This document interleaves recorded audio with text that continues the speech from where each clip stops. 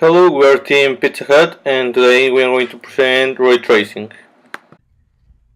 The easiest way to think about ray tracing is to look around you. Right now, the objects you are seeing are illuminated by beams of light. Now, turn that around and follow the path of those beams backward from your eyes to the object that light interaction with. That's ray tracing. Ray tracing calculates the color of pixels by tracing the path that would take it if you were traveling from the viewer through the virtual 3D scene. The light might cause one object to another, causing reflection, or be blocked by objects, causing shadows. Pass-through transparent or semi-transparent objects cause refractions. All of these interactions are combined to produce the final color of a pixel, then displayed on the screen.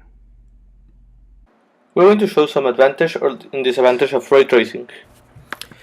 The advantage of ray tracing is that it offers better reflection, creating a much more realistic environment, and therefore it also offers much more realistic shadows, because the shadow is now also generated by the ray tracing. And finally, one of the great advantages offered by other techniques is the ability to handle curves and surfaces naturally, giving a much more realistic finish.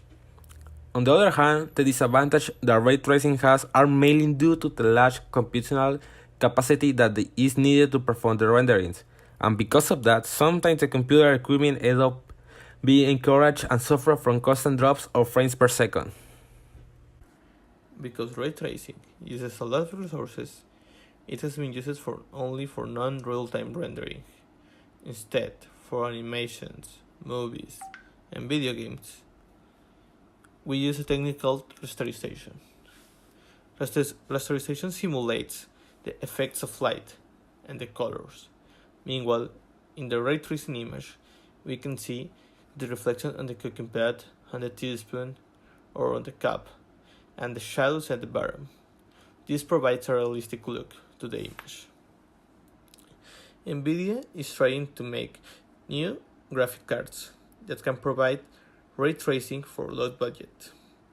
This is because if you want to use ray tracing in real time, you need a lot of resources to do this. This is because instead of simulating or making an illusion to your eyes to make something look real, it provides a realistic path of light, so all the colors looks lively and realistic.